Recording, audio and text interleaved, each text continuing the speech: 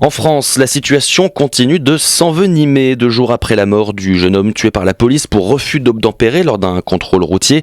Cette nuit, de nombreuses violences urbaines ont enflammé plusieurs villes de la périphérie parisienne, mais pas seulement. Bonjour Eva Cohen.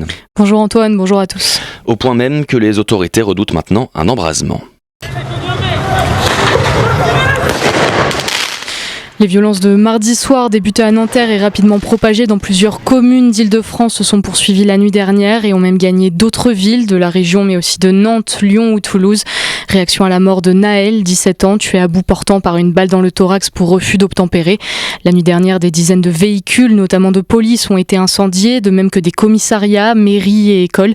Des violences injustifiables, d'après le président Emmanuel Macron qui s'est exprimé ce matin alors que les autorités craignent une répétition de 2005.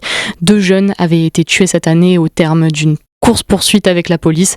Point de départ de 3 semaines d'émeutes dans les banlieues françaises.